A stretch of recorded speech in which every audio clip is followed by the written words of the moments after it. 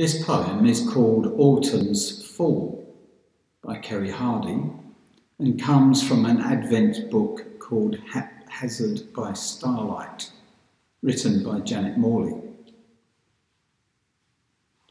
It seems the rain will be its end. The smell of rotting down in ditches under trees, the sharp scent of late apples in wet grass, the spent leaves guttering in the stone, flagged well.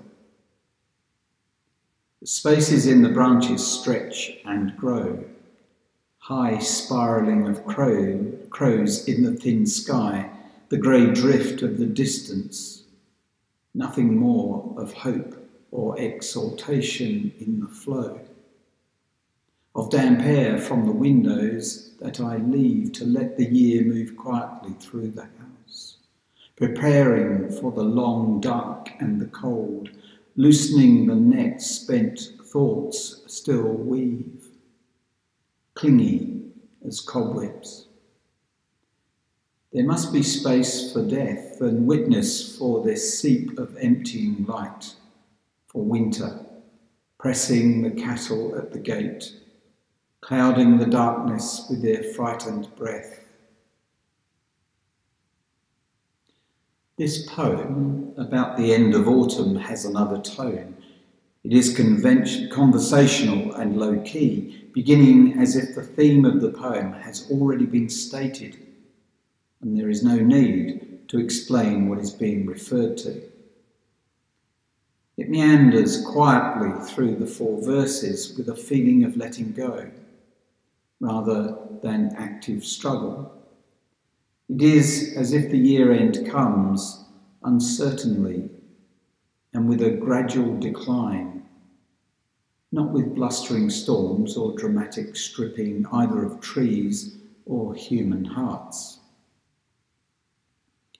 The first stanza begins tentatively. It seems the rain will be its end. The movement from autumn to winter is noticed as having already occurred through the outdoor sense rather than the sight of the landscape. We become aware of the compost smell of ditches choked with died-back vegetation and of the conclusion of the period of fruitfulness through the sharp tang of useless late windfall apples that are now rotting in the sodden grass. The well is clogged with spent leaves. The language suggests exhaustion, and the word guttering manages to imply both the filthy and sluggish state that rainwater gutters get into after massive leaf fall and a dying of the light. The second stanza does include, if not exactly hope or acceleration, a certain sort of looking up as the winter sky becomes more visible. Instead of commenting on the trees themselves, the poem notices the spaces in the branches. It is the sky and the gaps between things that grow and stretch. Yet the sky itself is thin, and the high spiralling of crows creates a sense of the distanceness of any activity. As we reach the midpoint of the poem, it is explicitly stated that a hope and exultation are exhausted. Yet the poet takes the sentence on into the next stanza so that the flow of damp air seems to move lazily between the verses. It seems that we've been inside the head of someone who is watching the gradual dissolution of the landscape from her home. It is hard to detect quite whether the damp air is flowing into the open windows or out from them. Perhaps the movement both ways is intended. The narrator speaks of letting not just the air but the year move quietly through the house. Somehow, the action of airing the rooms, perhaps cleaning away cobwebs and brushing curtains before sealing up drafts for the winter, is turning into an acceptance of a period of clearing the heart and mind for enduring a time of darkness or loss. It is a time to move on from or step back from the activities and expectations of the summer which are now irrelevant.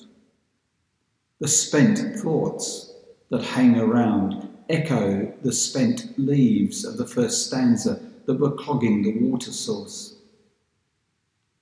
If you speak out loud the line, "Loosening the nets spent thoughts still weave," you will hear what a tongue twister it is, as if caught in a net.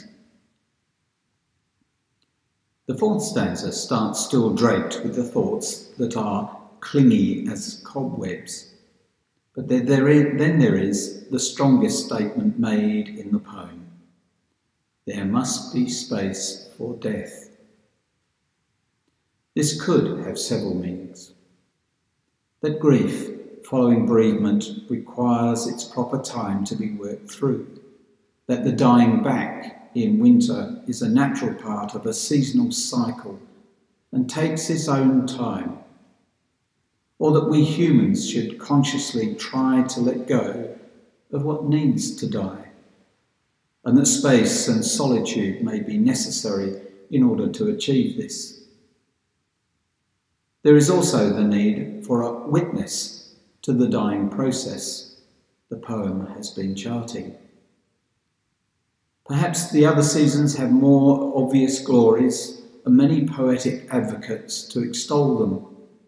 This poem mentions just the seep of emptying light. It's hardly possible to be enthusiastic about universal shutting down, and yet the poem convinces the reader that it is necessary and must be surrendered to. The poem ends on quite a fearful note. The light is fading, and there is a sense that winter, without having announced itself in a definitive way up until this point, is now a waiting presence, pressing with the cattle on the gate. This arresting image captures the observation of chilly cows huddling at one end of a field to take what advantage they can of the diminishing shelter offered by the hedges, and perhaps looking to receive winter fodder as the grass dies back. The final line merges the breath of the cattle, now visible because of the cold, with the early darkness, and their breath is described as frightened. This is a brilliant double shift. If anything, it is the cattle themselves that may be nervous, not their breath. But more likely, the image compels because it is an acute portrayal of our own human fear, which we project onto the natural world when we are surrounded with a darkness that is growing ever murkier. As we enter the season of dying back and stripping down, is there anything about your own life that is clingy as cobwebs and needs to be let go of?